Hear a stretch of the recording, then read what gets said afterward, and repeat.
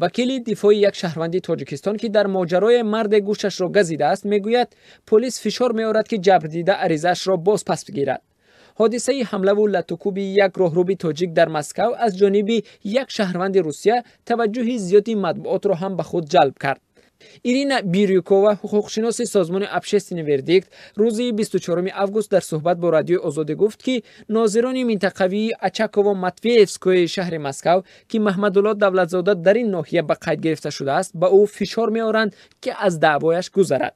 محمدالله دولتزاده یک راهروی تاجیک روز 15 آگوست از سوی نفر با نام ابراهیم به خاطر اراده که به همسر این مرد گرفته است از جانب این شخص لطوکوب شد و بعدا حملگر گوش چپش را گزید. درباره شخصیت حملگر اطلاع زیاد در دست نیست، تنها معلوم است که او در همسایگی محل کار دولتزاده به سر می‌برد و شهروند روسیه میباشد. مرد حملگر در نوبت خود از بالای دولتزاده شکایت کرده خود را جبر دیده نامیده است. اکثریت از راهروی تاجیک حمایت و حملگر را در وحشانیت و خشونت عیبدار کردند. به گفته وکیل دفاع او ایرینا بیریوکووا، ناظر منطقوی ناحیه اچاکو و ماتویسکوی در شهر مسکو ولادیسلاف میرانوف 2 مرتبه به بیمارخانه به نزد دولتزاده رفته از او خواهش کرده است که عریضه دعواگیش را باز پس بگیرد. بیریوکووا میگوید آنها تلاش دارند دولتزاده را تنها نگذارند تا که ناظران پلیس از راه فشار به مقصد خود نرسند. ماجرای دولتزاده از یک ارادش به زن شروع شد که سگش به بالای گلهای شنانده او اخلاط میکرد.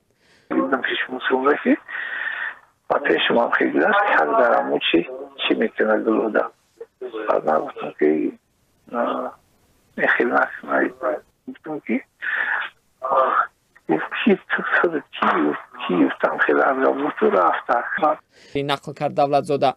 این مهاجر 51 ساله تاجیک میگوید ظاهرا همون روز گپ بین او و این زن روس به پایان رسیده بود. اگر سحرشته در همون دوم پشتش اینی ایست طرف موسیقی یکم همونجا دا چی ریختاسم او ریختاسم گلوده که دستم در چوینه یک مردک اومد نفهمیدم کی البراشی من نفهمیدم که چی میخواه اومدم این نو پرسیده دارم همینی بی دستی رو خیلی دندون بودد دندون شکست. پس از این حادثه محمدالله دولتزاده به اداره پلیس شکایت برد، اما کارمندان پلیس او را متقاعد میکنند که بهتر است عریضه را بازپس بگیرد و از پی مناقشه نرود.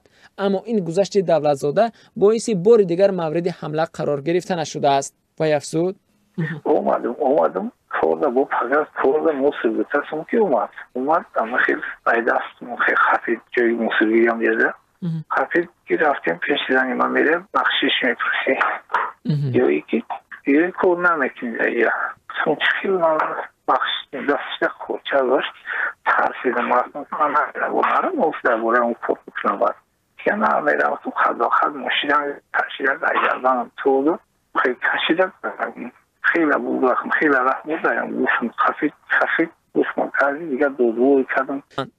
موردهای قانون شکنی و آزار مهاجران در روسیه کم نیست.